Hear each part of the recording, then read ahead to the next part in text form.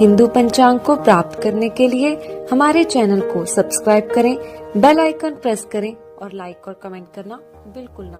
योगिनी एकादशी 16 जून 2020 मंगलवार को प्रातः 5:41 से 17 जून बुधवार को सुबह 7:50 तक एकादशी है। विशेष 17 जून बुधवार को एकादशी का व्रत उपवास रखें। युधिष्ठिर ने पूछा, वासुदेव, आषाढ़ के कृष्ण पक्ष में जो एकादशी होती है उसका क्या नाम है, कृपया उसका वर्णन कीजिए। भगवान श्री कृष्ण बोले, नृपश्रेष्ठ, आषाढ़ गुजरात महाराष्ट्र के अनुसार ज्येष्ठ के कृष्ण पक्ष की एकादशी का नाम योगिनी है। यह बड़े बड़े पातकों का नाश करने वाली है। संसार सागर में डूबे हुए प्राणियों के लिए यह सनातन नौक के समान है। अलकापुरी के राजाधिराज कुबेर सदा भगवान शिव की भक्ति में तत्पर रहने वाले हैं। उनका हेममाली नामक एक यक्ष सेवक था जो पूजा के लिए फूल लाया करता था। हेममाली की पत्नी का नाम विशालाक्षी था। वह यक्ष कामपाश में आबद्ध होकर सदा अपनी पत्नी में आसक्त रहता था। एक दिन हेममाली मानसरोवर से फूल लाकर अपने घर में ही ठहर गया और पत्नी के प्रेमपाश में खोया रह गया। अत कुबेर के भवन में न जा सका। इधर कुबेर मंदिर में बैठकर शिव का पूजन कर रहे थे। उन्होंने दोपहर तक फूल आने की प्रतीक्षा की। जब पूजा का समय व्यतीत हो गया तो यक्षराज ने कुपित होकर सेवकों से कहा, यक्षों, दुरात्मा हेममाली क्यों नहीं आ रहा है? यक्षों ने कहा, राजन, वह तो पत्नी की कामना में आसक्त हो घर में ही रमण कर रहा है। यह सुनकर कुबेर क्रोध से भर गए और तुरंत ही हेममाली को बुलवाया। वह आकर कुबेर के सामने खड़ा हो गया।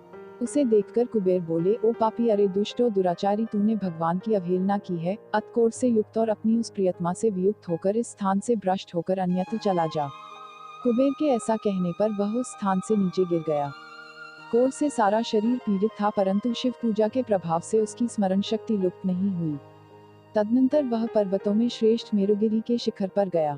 वहां पर मुनि व मार्कंडेय जी का उसे दर्शन हुआ। पापकर्मा यक्ष ने मुनि के चरणों में प्रणाम किया। मुनि व मार्कंडेय ने उसे भय से कांपते देख कहा, तुझे कोढ़ के रोग ने कैसे दबा लिया? यक्ष बोला, मुने, मैं कुबेर का अनुचर हेममाली हूँ। मैं प्रतिदिन मानसरोवर से फूल लाकर शिव पूजा के समय कुबेर को दिया करता था। एक दिन पत्नी सहवास के सुख में फंस जाने के कारण मुझे समय का ज्ञान ही नहीं रहा, अतः राजाधिराज कुबेर ने कुपित होकर मुझे शाप दे दिया, जिससे मैं कोढ़ से आक्रांत होकर अपनी प्रियतमा से बिछुड़ गया। मुनिश्रेष्ठ, संतों का चित्त स्वभावत परोपकार में लगा रहता है। यह जानकर मुझ अपराधी को कर्तव्य का उपदेश दीजिए। मार्कंडेय जी ने कहा, तुमने यहाँ सच्ची बात कही है, इसलिए मैं तुम्हें कल्याणप्रद व्रत का उपदेश करता हूँ। तुम आषाढ़ मास के कृष्ण पक्ष की योगिनी एकादशी का व्रत करो। इस व्रत के पुण्य से तुम्हारा कोढ़ निश्चय ही दूर हो जाएगा। भगवान श्री कृष्ण कहते हैं, राजन, मार्कंडेय जी के उपदेश से उसने योगिनी एकादशी का व्रत किया, जिससे उसके शरीर को कोढ़ दूर हो गया। उस उत्तम व्रत का अनुष्ठान करने पर वह पूर्ण सुखी हो गया।